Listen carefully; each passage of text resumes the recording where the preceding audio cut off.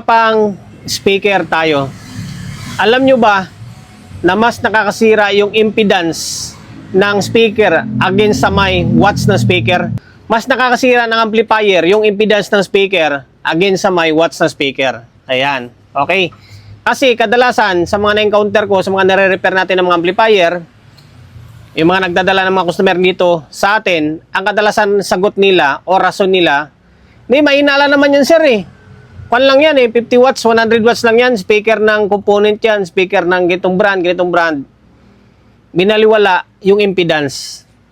Sabi ko, ilang watts ba siya? 100 watts lang. Ilang ohms siya, or ilan yung impedance niya? 4 ohms, tapos nakaparallel pa. Patay yung amplifier. Kaya kailangan mas matuto tayong silipin yung impedance or yung ohms ng speaker natin. Kasi merong amplifier na kapag below 4 ohms ka na, is umiinit na siya or hindi na niya kakayanin. Mas mabilis siyang masira. Merong kasing amplifier na kayang mag-handle ng 4 ohms, 2 ohms below. Katulad ng mga car amplifier, yung mga class D na amplifier, merong ganun. Pero kapag yung mga amplifier lang ng mga typical na yung nakikita natin ngayon, tulad sa mga class AB, tapos yung mga integrated, or kahit yung mga amplifier ngayon, mostly is 8 ohms, minimum sila. Safe sila sa 8 ohms. Pagdating sa 4 ohms, pwede mo siya ipo 4 ohms, pero medyo mainit na siya. Lalo na kapag ibaba mo pa siya, 4 ohms, tapos magparallel ka pa, sibak yung amplifier mo. Kahit 10 watts pa yan, 5 watts man yan, basta mag-below ka ng 4 ohms or magiging 2 ohms ka na, sisibakin niya yung amplifier mo. Di ba?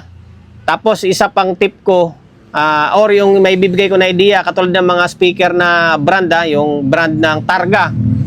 Let's say, Targa lang muna. Targa, Concert, Crown, yung mga sinanguna na speaker, merong dual terminal yan.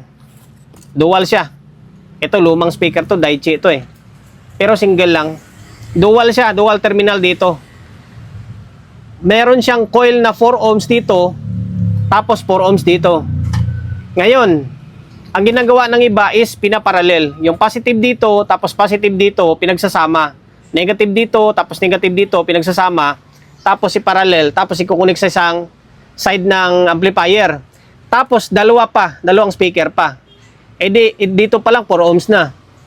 Dadagdag ka pa ng isa, magiging halos 1 ohm na lang labas niya, di ba? Kaya magtataka ka, saglit lang eh, mandar, tapos biglang uminit, tapos wala na, sira na, pumutok na yung fuse.